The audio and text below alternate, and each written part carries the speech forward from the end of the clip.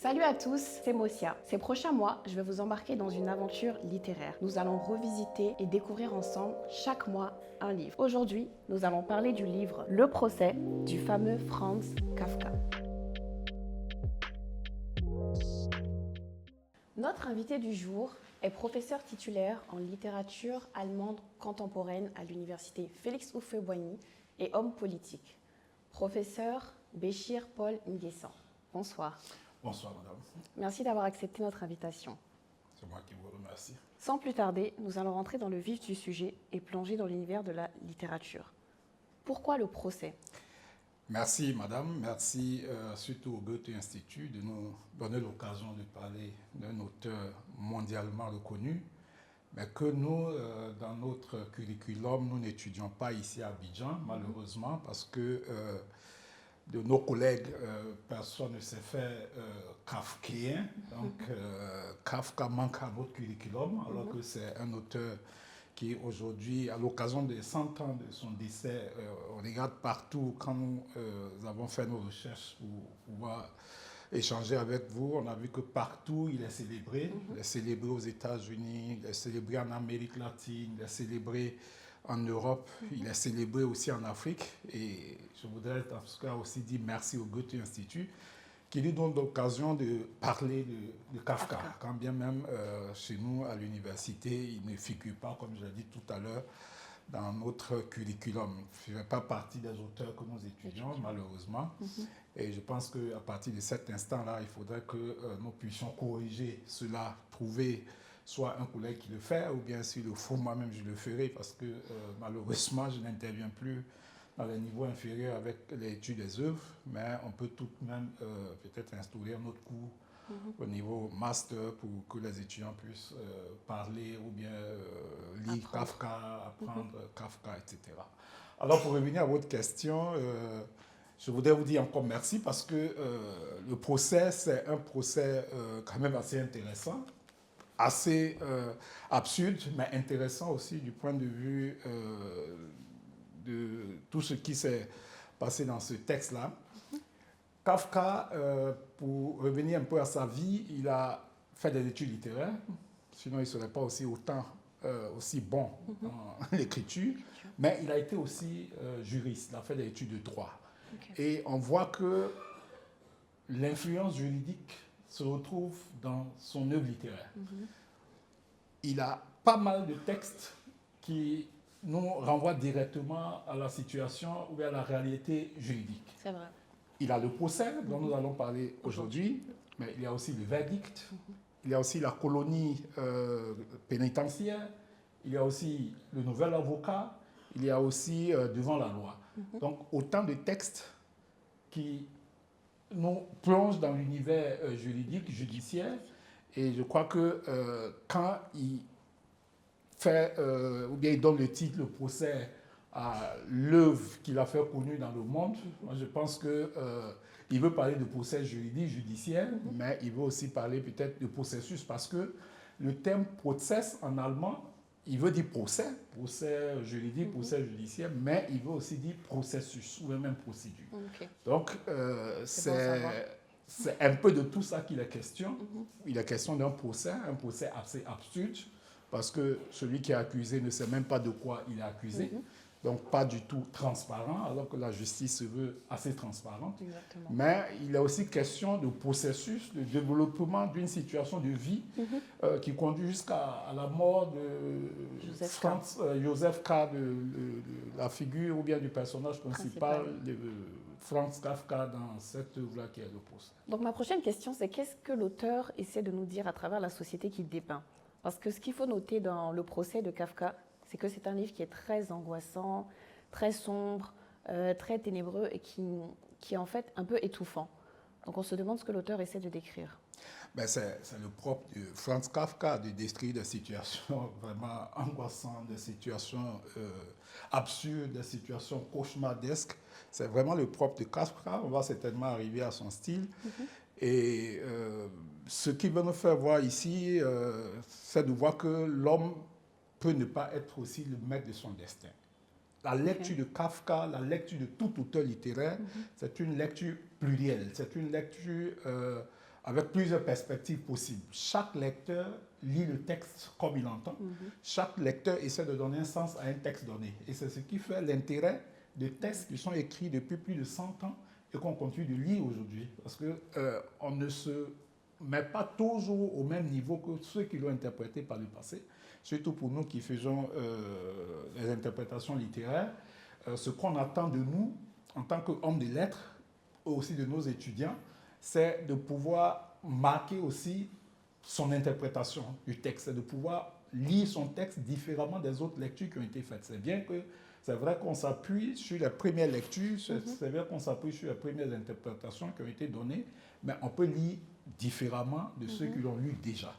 Et l'intérêt de ce texte de Kafka, surtout pour notre monde aujourd'hui, c'est que nous sommes véritablement exposés.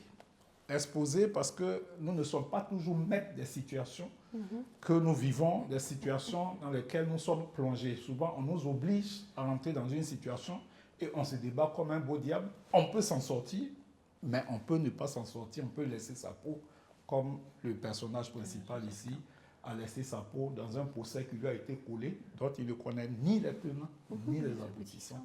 Et à la fin, c'est lui qui est en partie, qui est mort d'une situation assez ubuesque, d'une situation assez absurde dont j'ai parlé tout à l'heure. Voilà. Assez troublante, angoissante. Il a été angoissé tout le temps. Et à la fin, sa vie, il a payé de sa vie cette situation véritablement angoissante. Un procès qui lui a été collé, dont il ne connaît pas, comme je l'ai dit, les tenants et les aboutissants. Donc, ce qui est assez aussi intéressant dans ce livre de Kafka, donc comme vous avez dit, chacun peut avoir une interprétation différente. Bon.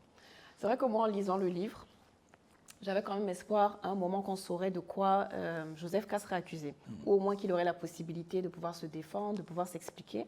Mais au fil de la lecture, il n'y a aucun moyen de pouvoir savoir ce qui lui est reproché. Et en fait, c'est comme si tous les personnages qu'il va rencontrer, que ce soit l'avocat, le peintre, tous ceux qui doivent soi-disant l'aider et autres, voilà, font tout pour en fait empêcher qu'il puisse avoir plus d'informations, empêcher qu'il puisse être relaxé. Donc quelque part, c'est comme si Kafka nous décrit une société ou un système judiciaire, comme vous avez dit tout à l'heure, qui est ligué totalement contre lui. Comme si la société veut sa perte, la société ne veut pas faciliter en fait ses démarches et sa possibilité de s'échapper de ce procès. Et je voulais savoir s'il y avait une raison particulière. Donc c'est vrai que vous avez dit qu'il a fait, il a été donc dans le système judiciaire et autres. Donc est-ce qu'il essaie de critiquer ce système-là aussi au-delà de la société ? C'est possible, ça peut être vu comme une critique du système judiciaire de son temps, parce qu'il décrit dans ses livres généralement les réalités culturelles, les réalités sociales, les réalités politiques de son temps. On peut le lire, comme je l'ai dit, ce texte-là sous plusieurs angles, selon différentes perspectives. J'ai ma perspective, vous avez votre perspective, un homme de lettres aura aussi sa perspective. Mais si on prend déjà l'aspect politique, parce que certains ont voulu lire ce texte-là aussi sous l'angle politique, qui ont dit, ben voilà, ce sont les totalitarismes qui sont ici déjà vus par Kafka, parce qu'il est mort bien avant le nazisme, ou bien même le système totalitariste en Italie avec Mussolini. Mais c'est déjà des situations qu'il a imaginées et qui sont arrivées à l'avance. Donc, on le considère comme celui qui imagine des situations réelles, qui sait imaginer, qui a un pouvoir d'imagination qui est incroyable dans la prose en Europe. Et c'est ce qui fait aussi peut-être sa popularité aujourd'hui. Mais le procès, comme je l'ai dit, du point de vue politique, on pourrait dire, mais Joseph K., peut-être que c'est quelqu'un qui gêne, sans le savoir, parce que lui-même, il ne le sait pas. Quelqu'un qui gêne et que la société a voulu mettre à l'écart parce que soit il en sait trop, ou bien parce que il peut devenir dangereux pour ceux qui sont là en ce moment. Donc, c'est plusieurs interprétations, c'est plusieurs lectures. Et là, quand on regarde bien, dans certaines lectures, on nous dit lui-même, il s'est accusé parce qu'en répondant aux aux accusations, en répondant aux appels du tribunal, c'est aussi une façon de reconnaître qu'il a fait quelque chose. Exactement, oui, Voilà. oui. Sinon, il aurait pu dire je ne me reproche rien, pourquoi je me retrouverais dans un tribunal? C'est vrai. Parce que ce qui devait se faire, le texte, on a commencé à le lire peut-être au milieu, ou bien le texte a commencé au milieu. On aurait pu nous dire d'abord ce dont il est question, pourquoi on l'a accusé, avant qu'on arrive avec les agents pénitentiaires qui viennent l'arrêter. Oui. Mais c'est là que le texte commence. Et l'auteur de dire, Joseph K. se lève un beau matin et le voilà arrêté, peut-être que quelqu'un a dû le calomnier. Oui.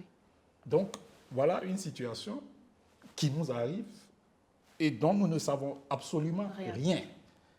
Il voulait peut-être s'échapper en répondant au tribunal, en répondant aux appels du tribunal, mais en le faisant aussi dans les perspectives, dans les différentes interprétations, on dit c'est une auto-calomnie, une auto-accusation. Et c'est ça aussi qui relève un peu, qui relate un peu l'absurdité de la vie sous Kafka qu'on retrouve dans pratiquement tous ses écrits, pas seulement dans le procès, mais beaucoup plus prononcé dans le procès. D'accord. Et pour continuer avec le procès, pour terminer, je vais vous demander ce qu'on doit retenir en fait du personnage de Joseph K. Parce que parfois, quand on lit quelques commentaires, ou bien quand on lit le livre soi-même, puisqu'il y a le cas de Kafka, on pense que c'est peut-être de lui-même qu'il parle dans le livre.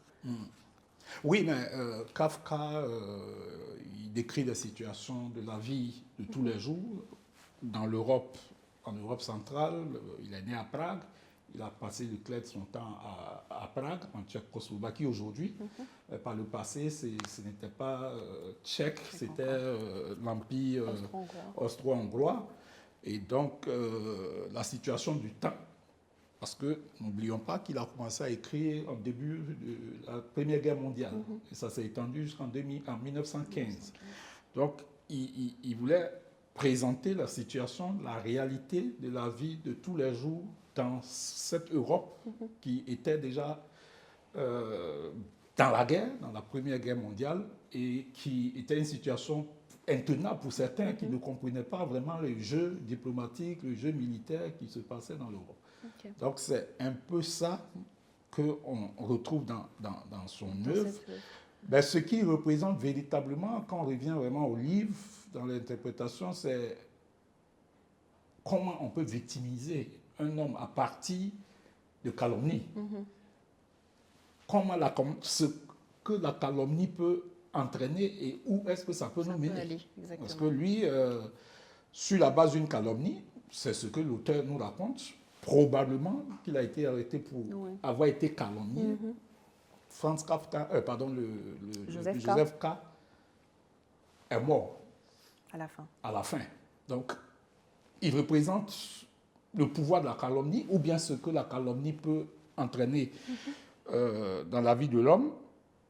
Il représente aussi la conscience professionnelle parce que quand bien même arrêté, pas encore jeté en prison, il continuait de vaquer à ses occupations comme si de rien n'était. Donc, il y a cette conscience professionnelle, mais aussi à ce courage. Parce qu'il faut vraiment être courageux. Quelqu'un aurait dit, mais voilà, je n'ai rien fait, on m'a arrêté, donc ma vie n'a plus de sens, donc pourquoi est-ce que je continuerai à être assidu dans le travail? Pourquoi est-ce que je continuerai de répondre même, aller à des rencontres privées ou bien des rencontres publiques, etc. Mais pour lui, tout ça là, ça ne jouait qu'un rôle, comme ici il était un peu inconscient, alors qu'il est un homme pleinement conscient. Il a une certaine conscience professionnelle. Il était très apprécié dans son travail. Il a continué de l'être, quand bien même l'épée de Damoclès pesait un peu sur sa tête. L'épée de Damoclès juridique, judiciaire. Donc, je pense que c'est aussi la marque du courage, la marque de la conscience professionnelle, mais aussi la marque de quelqu'un qui est victime véritablement de la calomnie et qui va être jusqu'au bout. Il va payer de sa vie pour avoir été calomnié parce que ne sachant pas véritablement pourquoi il a été arrêté et pourquoi est-ce qu'il se rend au tribunal chaque fois pour essayer de se justifier. Effectivement, sans pouvoir se défendre aussi, chose qui est assez perturbante dans le livre. Oui. Mon autre question, c'est pourquoi est-ce que ce livre est un des plus célèbres de Kafka? Bon, ce livre est l'un des plus célèbres parce qu'il a été rendu célèbre pas par Kafka lui-même. C'est vrai que ce qu'il a écrit, ça aurait pu disparaître. Vous le savez, il a un exécuteur testamentaire à qui il a laissé des messages. Par exemple, de ne pas publier tous ses écrits. Il a écrit, en très peu de temps, il a écrit beaucoup de textes, mais la plupart n'étaient pas publiés au moment où il mourait. Il n'y avait que... comment on appelle ça, la métamorphose, et puis quelques petits récits qui avaient été publiés du temps où il vivait. Il n'avait pas cette célébrité du temps où il était encore en vie, et la célébrité est venue bien après sa mort. Et donc, on doit cette célébrité, dans un premier temps, à son exécuteur testamentaire, qui est son ami de tous les jours, avec qui il a fait l'école, les études, Mats Brood, mais aussi à ses traducteurs. Oui. En France, aux États-Unis, dans le monde anglophone, etc., etc. C'est eux qui l'ont rendu bien célèbre. Mais le livre tire sa célébrité certainement des thèmes qui ont été abordés, l'absurdité de la vie, la réalité de l'Europe du début du XXe siècle, les choses qu'on peut retrouver aussi aujourd'hui, la vie familiale, ou bien même encore les relations humaines, c'est des choses que nous retrouvons aujourd'hui. Il a exprimé ça aussi souvent de la façon tellement simple, la plus simple possible, mais en même temps que cette simplicité aussi, ce n'est pas une simplicité à comprendre tout de suite. Ça nécessite véritablement un travail d'interprétation. Et sinon, ce ne serait pas aussi une œuvre littéraire s'il n'y avait pas de possibilité d'interprétation. Si c'était un texte d'information que je donnais, le professeur dit que ce matin, il ne peut pas venir parce qu'il se sent mal, il n'y a pas d'interprétation possible, sauf celui qui veut vraiment interpréter. Mais les textes littéraires, ils ouvrent toujours des fenêtres d'interprétation. Et tant qu'on ne peut pas interpréter, on dira que ce n'est pas de la littérature. Même si aujourd'hui, la littérature se veut encore plus plurielle, ou même un texte d'un journaliste peut être lu aussi sous un angle littéraire. Mais la littérature, au temps de Kafka, c'était que le texte puisse permettre une certaine interprétation. Et il écrivait le plus simplement possible, mais on pouvait interpréter, on pouvait lire différemment. Et c'est de ça que je parlais tout à l'heure. Voilà, et donc, là que le message ou bien les différents thèmes qu'il a abordés, ce sont des thèmes qui restent collés aujourd'hui à notre actualité. Ou bien ce que le personnage principal a vécu dans l'œuvre, la calomnie, ce que ça peut causer, c'est des choses que nous connaissons aujourd'hui, qui sont encore d'actualité. Donc, c'est tout ça là qui fait encore l'actualité de l'œuvre et qui font que Franz Kafka reste aujourd'hui un auteur mondialement reconnu. Mais comme je le dis, on doit beaucoup à son exécuteur testamentaire, mais aussi à ses traducteurs. Parce que si l'exécuteur testamentaire avait voulu suivre ce que lui a dit son ami Franz Kafka de ne pas publier ses œuvres après son décès, après sa mort, on ne parlerait même peut-être pas de Kafka aujourd'hui parce que la célébrité qu'il a aujourd'hui, il ne l'a pas eu de son vivant. C'était un homme isolé, c'était un homme qui ne vivait que pour écrire. Quand bien même il était malade, la maladie, il l'a mis dans l'ombre. Les relations humaines, ça a été mis dans l'ombre. Il a tout mis dans l'ombre, même son père, sa famille, tout est dans l'ombre. Ce qui était à la lumière, c'était ses écrits, c'était son activité littéraire. Donc, il s'est beaucoup plus penché à ça, à ses activités. Il s'est consacré à ça. Et toute autre chose était mise derrière. De côté. Donc, mais malgré ça, de son vivant, il n'était pas aussi connu. Et donc, ce sont ceux qui l'ont publié, donc surtout son ami, mais aussi ceux qui l'ont traduit dans les grandes langues, en français et en anglais, qui ont assuré aujourd'hui sa popularité. Mais ses écrits aussi jouaient pour cette popularité. On parlait d'eux-mêmes. Dans votre description un peu de Kafka, quand vous décrivez donc sa maladie ou sa manière de gérer sa vie et autres, Bon, personnellement, moi, je vois vraiment Joseph K. Parce que pendant tout le livre, il est vraiment seul. Il n'a pas d'amis. Bon, on parle un peu d'un oncle éloigné et autres, mais c'est vraiment quelqu'un qui est seul et au final qui meurt seul. Mais tout à fait. Et le monde continue autour, bon, Voilà, sans que qui que ce soit certains se rende disent, compte. on retrouve le personnage K dans la plupart des textes de Kafka. Beaucoup disent, mais c'est de Kafka même qu'il s'agit. C'est ça. Ce K-là qu'il cache, qu'on ne sait pas véritablement, est-ce que c'est pas lui-même? Parce que le personnage, on l'a vu, le personnage Joseph K, il était pratiquement isolé. Quand bien même il vivait dans une pension avec d'autres personnes, ce qui lui est arrivé, il n'avait véritablement pas de soutien tout de suite. Et même ses cohabitants, les gens avec qui ils habitaient, je crois qu'il y a une dame qu'il a dû embrasser, qui lui en voulait terriblement, quand bien même il était empêtré dans les ennuis judiciaires. Donc, il a vécu seul. Kafka a pratiquement vécu seul. Il s'est fiancé avec Félix Bauer, mais ça n'a pas fait long effet. Et il a dû divorcer parce que sa compagne ne pouvait pas comprendre que toute sa vie, c'était les livres, c'était l'écriture, c'était l'isolement. Dans ce cas-là, qu'est-ce que je fais là? Donc, cette relation a fini par échouer, par éclater. Donc, dans le personnage Joseph K, beaucoup voient Franz Kafka, les ennuis de Franz Kafka, la vie de Franz Kafka, mais aussi les réalités de son temps. C'est ce qu'on retrouve généralement dans les textes. Ouais, c'est un peu ça. C'est ça. Et donc, je vais vous demander quel est le style kafkaïen. Vous en avez parlé un peu de la manière dont il écrivait et tout. Est-ce que vous pouvez détailler? Là, il faut distinguer deux adjectifs. Il y a le kafkaïen et puis il y a le kafkéen. Okay.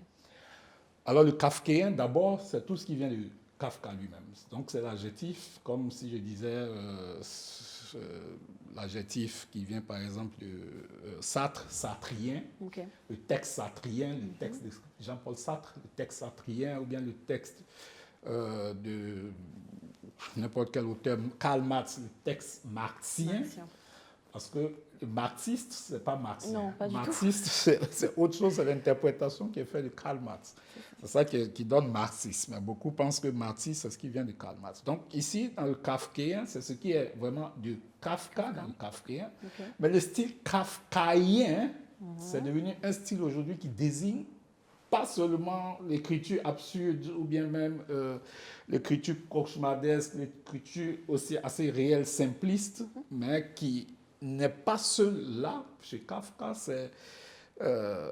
il enjambe véritablement plusieurs univers. Et donc, dans le kafkaïen aujourd'hui, ça fait référence à Kafka, mais c'est une écriture assez compliquée. C'est une écriture, comme je l'ai dit tout à l'heure, absurde, mais en même temps cauchemardesque, une écriture incompréhensible, une écriture extrêmement difficile à pénétrer. Donc, c'est ça qui est aujourd'hui l'écriture kafkaïenne. Et ça, on le dit de plusieurs personnes qui ne sont pas Kafka, qui ont une écriture kafkaïenne. Parce que Kafka a marqué son écriture, et son écriture aussi a laissé des empreintes dans notre monde littéraire. De sorte qu'aujourd'hui, on dit qu'il écrit de façon kafkaïenne, mais c'est différent, il écrit de façon kafkéenne. Ok, j'ai bien compris la différence. Voilà. Qui renvoie à Kafka, et kafkaïen, c'est vrai, ça renvoie à l'écriture Kafka, mais c'est une écriture, comme je l'ai dit, un style beaucoup plus compliqué, un style qui allie les styles réels, simples, facile à comprendre, mais en même temps des situations difficiles, cauchemardesques, des situations absurdes qui sont traduites, et tout ça ensemble qui donne un certain style à la fois réel, simple, mais en même temps compliqué, difficile à comprendre, absurde, etc. Donc on retient que Kafka a vraiment marqué son temps. Il a même un style qui lui est propre et qui est donné utilisé comme adjectif. Mais moi, ma question, c'est vraiment pourquoi cet auteur est vu comme un auteur majeur du XXe siècle à l'échelle à laquelle il est, donc cette grande échelle internationale. Parce que son style, comme vous l'avez dit, est assez chaotique, assez angoissant, assez sombre. Mais c'est vrai qu'il a une manière d'écrire qui est assez captivante. Mais pourquoi est-ce qu'il s'est spécialement démarqué, selon vous? personne n'aurait cru, je l'ai dit tout à l'heure, par sa vie, personnage assez isolé, qui n'a pas marqué son temps par des prises de position politiques ou de ceci. Il était pratiquement caché. Mais déjà, son ami Max Brod, son ami exécuteur testamentaire à la fois, croyait beaucoup en lui, croyait en ses écrits.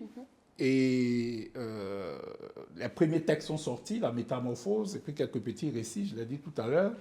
Donc quand les nazis ont pris le pouvoir en Allemagne, déjà tout ce qui n'était pas allemand devait disparaître, être donné au feu, tout ce qui était livre. Et donc son ami testamentaire a déjà fait l'effort de cacher la plupart des écrits qui n'étaient pas encore publiés. Il a tout fait pour les cacher et sortir, se retrouver au-delà de l'Europe, en dehors de l'Europe, avec les écrits, de sorte qu'après le passage des nazis, beaucoup de textes aussi pouvaient être retrouvés et publiés, à titre posthume dans tous les cas. Et pourquoi son œuvre, ou bien cette œuvre-là est aussi populaire, mais ça, je le dis, j'insiste encore, c'est de par la traduction que ça a été rendu accessible et que chacun, en lisant, se retrouvait dedans, et que l'œuvre, le procès surtout, il a été adapté au théâtre. Et ensuite, il a été filmé. Donc, du coup, ça fait une publicité immense. Je comprends. Voilà, donc c'est l'adaptation au théâtre, l'adaptation au film qui a fait aujourd'hui que cette œuvre de Franz Kafka est devenue l'une des œuvres majeures. Ce n'était pas la première œuvre publiée de son vivant, c'est la Métamorphose qui était l'œuvre que lui-même avait publiée de son vivant. Mais tout ce qui est venu après, surtout ces trois romans majeurs, qui sont le procès, le château et puis l'Amérique, en français, en allemand, des Festwollen.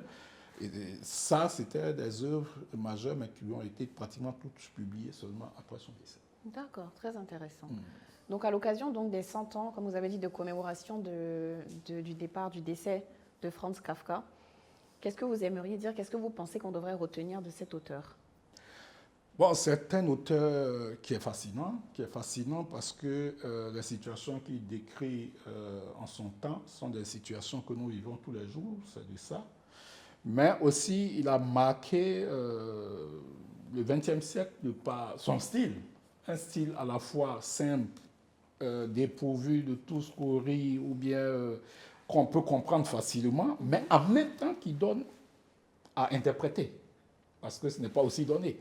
Mais aussi, le style est parfois alourdi par les situations qu'il décrit, qui font que, à la fois, on dit c'est un style simple, c'est un style dépourvu de tout scorie, mais à la fois un style difficile, un style incompréhensible, un style cauchemardesque, un style même angoissant et stupide. Donc, c'est assez difficile de définir clairement, mais ce qu'on retient de lui, il n'a pas été seulement difficile à comprendre, il est aussi facile à comprendre parce que... C'est paradoxal. Voilà, c'est paradoxal. C'est aussi ça l'écrivain. Il n'est pas monolithique. Il n'est pas seulement défini sur un seul angle. Il peut être défini sur plusieurs angles. C'est ça qui est vraiment intéressant. Donc Franz Kafka, les différentes adaptations que nous avons eues, mais aussi les différentes traductions dont il a eu droit, on fait de lui l'un des auteurs majeurs de du XXe siècle européen et même du XXIe siècle, on le dit. On pourrait même le classer dans la littérature contemporaine, encore moderne, la littérature de notre temps, mais vu qu'il est mort il y a plus d'un siècle. Donc, pour terminer, j'aimerais vous demander, par rapport au procès, comment et pourquoi est-ce que vous le recommanderiez à ceux qui nous regardent? Bon, je le recommande, si je dois le recommander, c'est déjà par ce qui est décrit dans le texte, déjà une situation qui peut nous arriver nous tous, où un beau matin, sur calomnie, on se retrouve arrêté.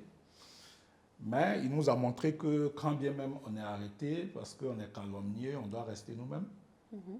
On ne doit pas donner dans le découragement, mais rester concentré, rester zen, pour utiliser l'expression du moment. et continuer à travailler, continuer à montrer de la conscience professionnelle, continuer à exister. Et c'est vraiment ça aussi qui a façonné les existentialistes, parce que la vie de l'homme, ce n'est pas aussi linéaire. Souvent, ça monte un peu, souvent, ça descend. C'est un peu ça aussi, la vie de l'homme. Donc, aujourd'hui, Franz Kafka, la thématique, bien les différents thèmes qu'il aborde, dont j'ai parlé tout à l'heure, la vie absurde que nous menons sur Terre, mais les rapports humains, etc., la situation, le contexte culturel, politique, social de l'Europe du XXe siècle, on y est toujours. Et ça se voit chez nous. Comment on peut être victime de calomnie et puis avoir encore des ressources pour tenir, et surtout lorsque la justice se saisit de cette calomnie, et que pour cela nous sommes contraints de répondre à des convocations de justice. Je pense qu'il faut être assez fort comme Franz Kafka pour pouvoir tenir, et c'est en cela que j'ai dit qu'il représentait aussi le courage. À côté de la conscience professionnelle, on pourrait le caractériser aussi comme quelqu'un de très courageux. Et ça, c'est le message aussi qu'on doit pouvoir lancer à notre jeunesse aujourd'hui.